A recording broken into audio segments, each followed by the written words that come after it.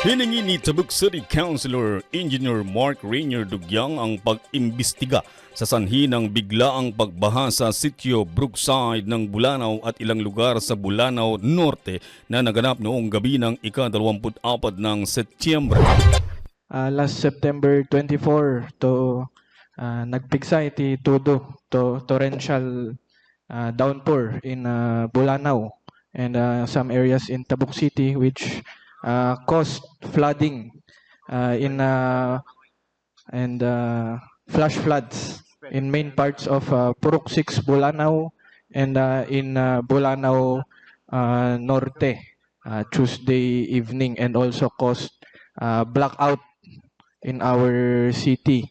As the committee chairman on infrastructure, may we request, Mr. Chair, the City Engineering Office and City Planning and Development Office to submit to this August body investigation and report with regards to why it has caused this much flooding in our area, so that this August body can help prevent future flooding and other occurrences like this by making appropriate legislative actions and resolutions to be submitted to the responsible national and local agencies, Mr. Chair.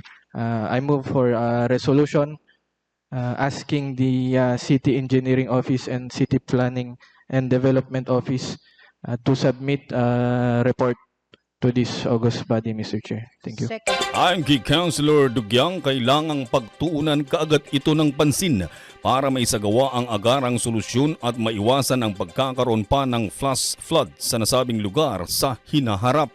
Kailan dahil ito may panggap iti flooding incident nga naarami iti Bulanao and Bulanao Norte iti September 24, 2024 iti oras iti alas 10:30 iti rabii. Kat dahito nga flooding sigon iti na bagbagan na iti taga Bulanao nga residensya kat isu kaunaan nga nangyari iti nga eryada. Iti in report na dayta nagpa-conduct tayo iti risk damage assessment and needs analysis iti area. Base sa report ng Tabuk City Disaster Risk Reduction and Management Council, umabot sa 280 pamilya o 1,970 na katao ang apektado dahil sa mga kabahayang pinasok ng tubig nang maganap ang pagbaha, sanhi ng isang malakas na pagbuhos ng ulan na nagpalaki ng agos ng tubig sa mga lagusan ng tubig sa mga nasabing barangay.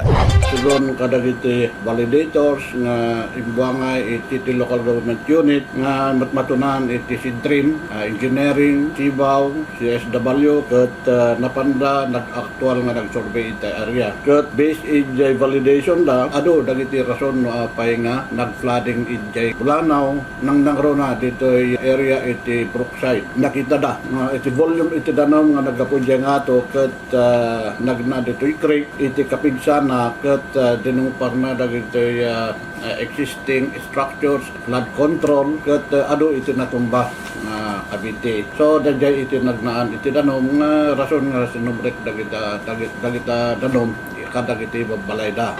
Ayon sa kanilang obserbasyon, maaaring basura ang nagbara sa mga lagusan at karamihan sa mga apektado na kabahayan ay malapit sa gilid ng ilog at lagusan ng tubig na dahilan ng pagkabaha ng kanilang tahanan.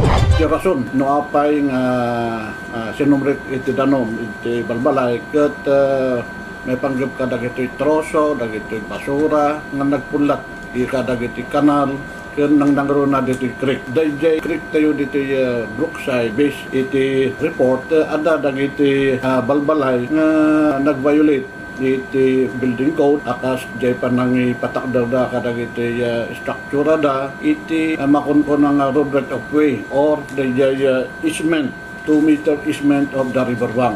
Kung may sabay, kadag iti nauurnong gravel and sand iti creek yung kasapulan lang iti disilting. Pagkatapos ng Rapid Damage Assessment and Needs Analysis, agad namang nagpadala ng tulong ang pamahalaang lungsod at nagbigay ng relief assistance sa mga apektadong pamilya. Hiningi ng mga opisyalis ng CDRRM na iwasan ang pagpapatayo ng bahay sa buffer areas sa mga lagusan ng tubig para maiwasan ang sakuna. Sa ko lang siguro, immediate actions from the LGU, from the national government, kas iti highways, tapno itultuloy na dagiti narugyan na proyekto, tapno maliklikan manan dagiti nga didigra. Pangronan dita, dagiti cooperation, di umili, nagiti agnanait ijay, dajay kung kuna tayo nga batog ko, dalos ko, kat iring-ring tayo kumas.